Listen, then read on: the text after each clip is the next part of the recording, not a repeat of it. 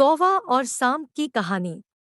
नगर के पास बरगद के पेड़ पर एक घोंसला था जिसमें वर्षों से कौवा और कोवी का एक जोड़ा रहा करता था। दोनों वहां सुखमय जीवन व्यतीत कर रहे थे। दिन भर भोजन की तलाश में वे बाहर रहते और शाम ढलने पर घोंसले में लौटकर आराम करते। एक दिन एक काला सांप भटकते हुए उस बरगद के पेड़ के पास आ गया। पेड़ के तने में एक बड़ा खोल देख वह वहीं निवास करने लगा। कौवा कौवी इस बात से अनजान थे। उनकी दिनचर्या यूं ही चलती रही। मौसम आने पर कौवी ने अंडे दिए। कौवा और कौवी दोनों बड़े प्रसन्न थे और अपने नन्हे बच्चों के अंडों से निकलने की प्रतीक्षा कर रहे थे। लेकिन एक दिन जब वे दोनों भोजन की तलाश में निकले तो अवसर पाकर पेड़ की खोल में रहने वाले सांप ने ऊपर जाकर उनके अंडों को खा लिया और चुपचाप अपनी खोल में आकर सो गया। कौवा कौवी ने लौटने पर जब अंडों को घोंसलों में नहीं पाया तो बहुत दुखी हुए। उसके बाद से जब भी कौवी अंडे देती, सांप उन्हें खाकर अपनी भूख मिटा लेता। कौवा कौवी रोते रह जाते। मौसम आने पर कौवी ने फिर से अंडे दिए, लेकिन इस बार वे सतर्क थे। वे जानना चाहते थे कि आखिर उनके अंडे कहाँ गायब हो जाते हैं। योजनानुसार एक दिन वे रोज की तरह घोंसले से बाहर निकले और दूर जाकर पेड़ के पास छुपकर अपने घोंसले की निगरानी करने लगे। कौवा कौवी को बाहर गया देख काला सांप पेड़ की खोल से निकला और घोंसले में जाकर अंडों को खा गया। आंखों के सामने अपने बच्चों को मरते देख कौवा कौवी तड़प कर रह गए। वे सांप का सामना नहीं कर सकते थे। वे उसकी तुलना में कमजोर थे। इसलिए उन्होंने अपने वर्षों पुराने निवास को छोड़कर अन्यत्र जाने का निर्णय किया। जाने के पूर्व वे अपने मित्र गीदड़ से अंतिम बार भेंट करने पहुंचे।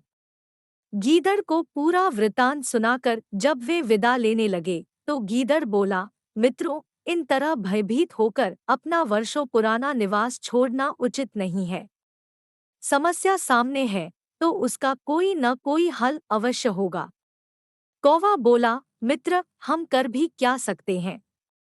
उस दुष्ट सांप की शक्ति के सामने हम निरीह हैं।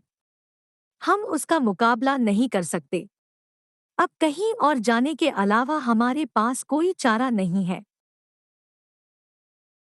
हम हर समय अपने बच्चों को मरते हुए नहीं देख सकते। गीदड़ कुछ सोचते हुए बोला, मित्रों, जहाँ शक्ति काम न आए वहाँ बुद्धि का प्रयोग करना चाहिए। यह कहकर उसने सांप से छुटकारा पाने की एक योजना कौवा कौवी को बताई। अगले दिन योजनानुसार कौवा कौवी नगर ने सरोवर में पहुंचे, जहाँ राज्य की राजकुमारी अपने सखियों के साथ रोज स्नान करने आया करती थी। उन दिन भी राजकुमारी अपने वस्त्र और आभूषण किनारे रख सरोवर में स्नान कर रही थी। पास ही सैनिक निगरानी कर रहे थे। अवसर पाकर कौवे ने राजकुमारी का हीरो का हार अपनी चोंच में दबाया और काव काव करता हुआ राजकुमारी और सैनिकों के दिखाते हुए ले उड़ा। कौवे को अपना हार ले जाते देख राजकुमारी चिल्लाने लगी। सैनिक कौवे के पीछे भागे। वे कौवे के पीछे पीछे बरगद के पेड़ के पास पहुंच गए। कौवा यही तो चाहता था। राजकुमारी का हार पेड़ के खोल में गिराकर वह उड़ गया। सैनिकों ने यह देखा तो हार निकालने पेड़ की खोल के पास पहुंचे। हार निकालने उन्होंने खोल में एक डंडा डाला। उस समय सांप खोल में ही आराम कर रहा था। डंडे के स्पर्श पर वह फन फैलाए बाहर निकला। सांप को देख सैनिक हरकत में आ गए और उसे तलवार और भले से मार डाला। सांप के मरने के बाद कौवा कौवी खुशी खुशी अपने घोंसले में रहने लगे। उस वर्ष जब कौवी ने अंडे दिए तो वे सुरक्षित रहे।